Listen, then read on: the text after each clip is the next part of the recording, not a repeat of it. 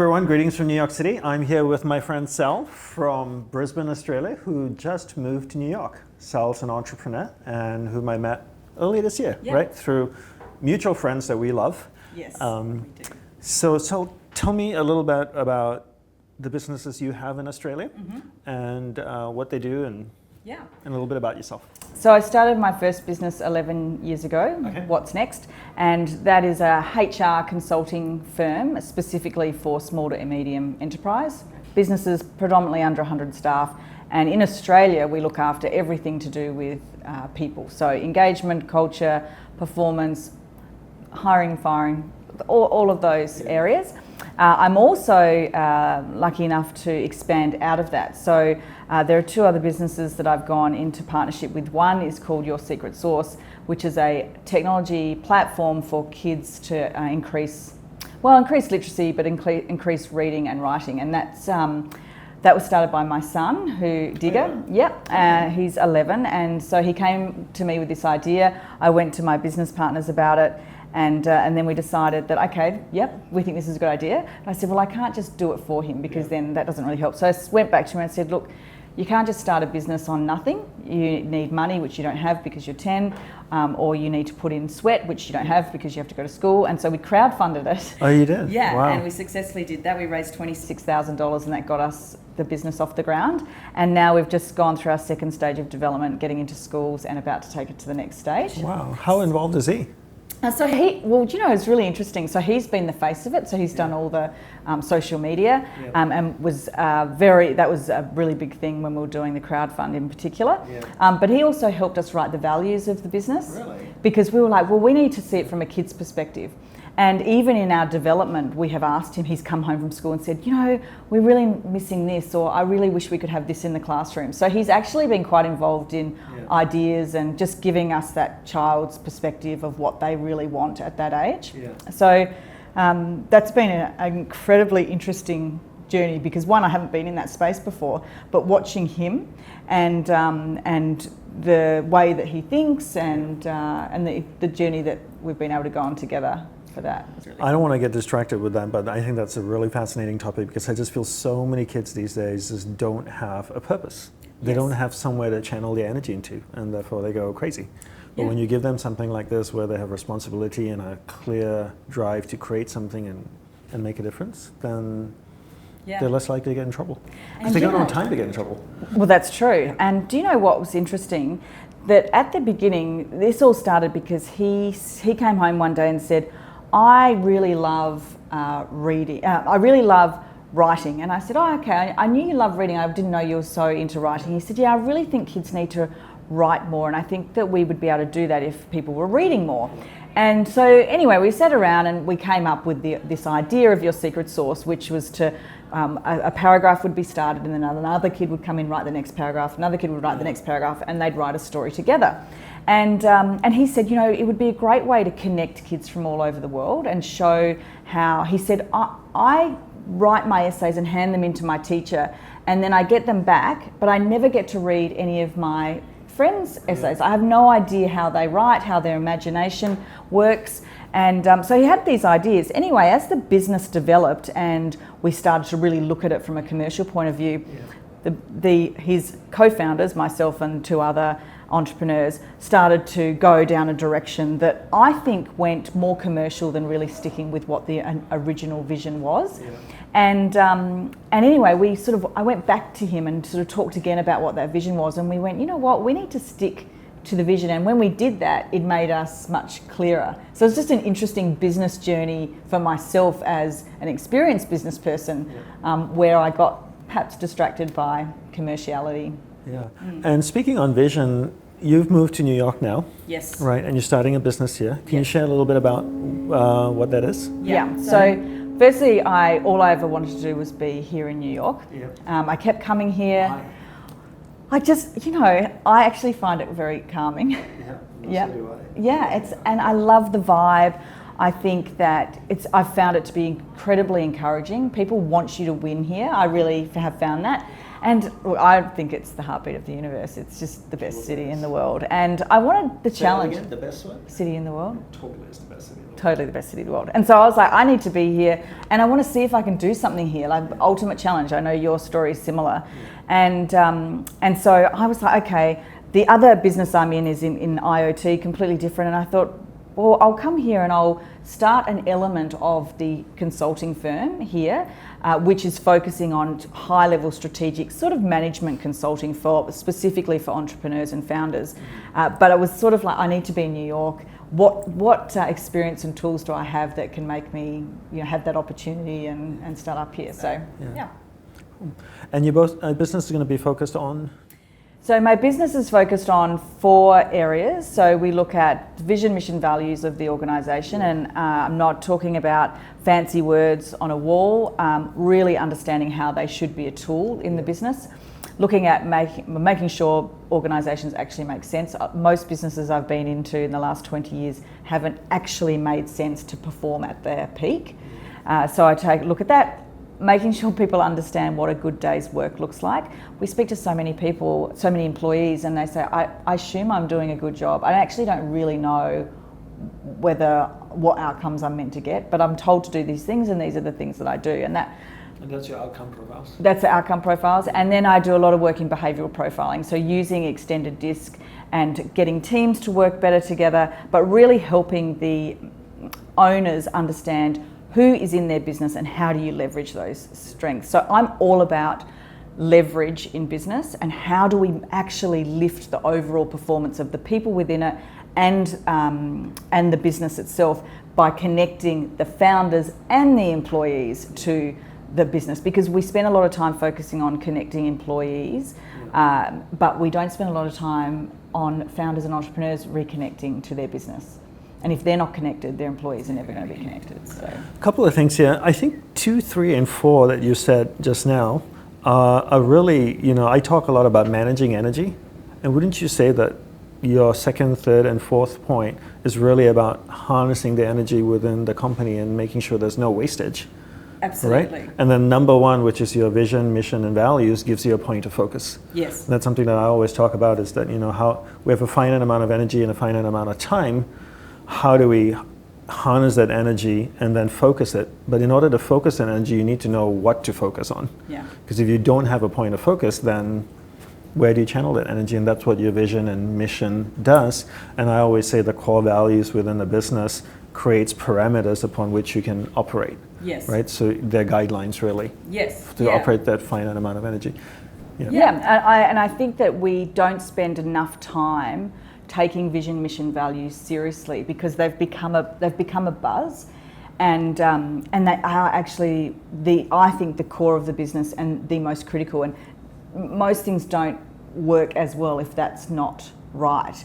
And look, I was saying to someone yesterday about vision, mission, values, and he said, one thing about my company is the values. They work really well. And I said, great. What are they? He said, I can't remember them off the top of my head. Said, they're not working for you, because you can't draw upon one of those values as a tool when you need it, because you can't actually remember them. A great example of a company that uses values really well is Trivago. Have you heard of them? Yes, I have. Yeah. So a good friend of mine founded the company, Rolf. He's based in Düsseldorf, and so I've spoken to the company a few times. But when you walk into that company, you'll actually see posters on the wall on every floor that have the core value, and then almost a paragraph below it that explains what the core value is. So every employee is reminded every day of what the values are. They're right in front of you. Yeah. And there's no place you can walk in the office that you don't see them. Don't see them. Yeah, so then you remembered what they are. And when I was a monk, we had affirmations that we said, and in the monastery there were 5 departments. One department worked on graphic design and publication, one worked on finance, one worked outdoors. But every morning we got together before we started our work. Each department got together individually, and they would say out an affirmation, and the affirmation would outline the mission, the vision, and the core values of that department. So the finance team would say that affirmation. And they would say it twice out loud around the table. So then everybody was reminded every day clearly why we're here, what we're doing, and what our values are. I love that. I think that we should be doing that in businesses. So we have now daily huddles, but I mean, in our business, we've always had our value, all of the vision, mission, values, exercises the staff have to do, and all of these things around it. But I love the idea of every day being able to say, this is what we're here for. I have a friend who runs a $500 million company, very successful, and he showed me around his huge, massive building that he has. And then we went to his office and he says, we just worked on our core values and mission statement, and look at this beautiful thing we printed. And he lifted a pile of books and he pulled it out, showed it to me. I said, this is really great. And then he put it back there. And I go like, it's not even appearing anywhere else in your business. And then I share with him what Trivago does and how it's out there so everybody can see it. Well, the test is for me, and I say to people when I'm talking to business owners, if I walked into your business right now, could I go up to any employee and ask them, what are the vision, mission, values, and how do you use them? And could they answer that? And then if I went and asked other people, would they say the same thing? Would they also live and breathe that? And I ask people when I do talks, that's your audit. Could I do, how would you feel if I was about to do that? Because if you're at all concerned that people wouldn't say the same thing, or they wouldn't know what they are, or most importantly, they wouldn't be able to tell me how they use them, then you've got a problem. Yeah. No, I love that. Changing gears just a little bit. Yeah. As a female entrepreneur, and you have a successful business in Brisbane, and you've got 2 other companies that you're involved in, and you're starting one here in New York. What advice would you give to young female entrepreneurs out there that want to start a company, want to start a business, they're passionate about something? What would you say to them?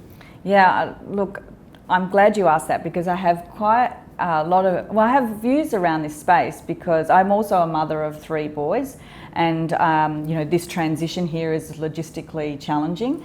They can't come straight away, and so I'm here without them, and there's a number of different elements. But I think what I see with females is that we don't back ourselves enough.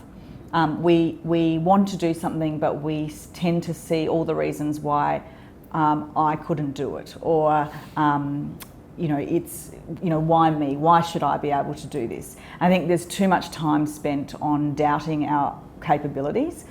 All of the female entrepreneurs I know are incredible. They have got amazing ability to juggle lots of different things. Resilience is enormous. If women can get out of their own way, out of things like self-sabotage and mother guilt, those things, I don't give any of that any time, and really just go for it. Like, I really feel with female entrepreneurs, sometimes they just need the push, because they tend to hold themselves back. I think there's studies of with job advertisements where a man would look at a job advertisement and they might be able to do 50% of what's on the advertisement, and they look and go, oh yeah, I'm going to get this job perfectly. And a woman will look at it and be able to tick off everything, and there'll be one thing they can't do and say, I can't apply. And there's been studies done on that, and I see that. I see that there's this lack of, I call it lack of backing yourself. And I think that's where it has worked for me, was that I have never looked at my circumstances as reasons for not being able to do what I want to do. When I started in business, I had dropped out of uni 3 times. I had no money. Uni? College. College. Dropped out of college. Yep. So never graduated. I still see you. Yeah, university. So never graduated. I hadn't grown up in a business family. I had no money. The GFC was starting. I had a 3-month-old baby. I was in a new city. Didn't know one person, so I had no network. There was no social media or co-working spaces. Yeah. But I had a vision, and I embraced my naivety that I thought that, I can do this. And I never saw those things as reasons why I couldn't. I just stuck clear on what I wanted to do, and I just kept going. Now I think when you have more at risk, you can't be so naive. But that really was my biggest tool, I think, the vision and the naivety. But now, even coming here, people have said, what are you doing? And, you haven't done any planning. It's like, well, I want to give it a go, and then I work it out as I go along. And I find that that's the best way. Like, don't spend time perfecting your idea, perfecting your product, planning out everything that could possibly go wrong, because that is a complete waste of time. Get in there, get on the court, start playing, and you'll soon learn what skills you need or what people you need around you. And it's so interesting that you say that, because my friend Rolf, who started Trivago, I actually asked him, like, if you had one piece of entrepreneurial advice to give me, what would it be? And he actually said, be a little bit naive.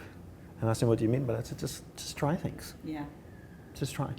And people are so afraid to fail, and I've just never looked at it that way. I see. I'm glad I failed through school. Oh, yeah, I me literally too. came home with D's and E's, so failure is just normal for me. Yeah. Like I felt like, it's just normal. I don't even think twice about it. Makes you try different things, I think, and be more agile when you're working it out along as you go along. But I think there's too much focus on the end point as opposed to the journey and playing the game. I think I would say to people, when it comes to entrepreneurship, it's not for everyone.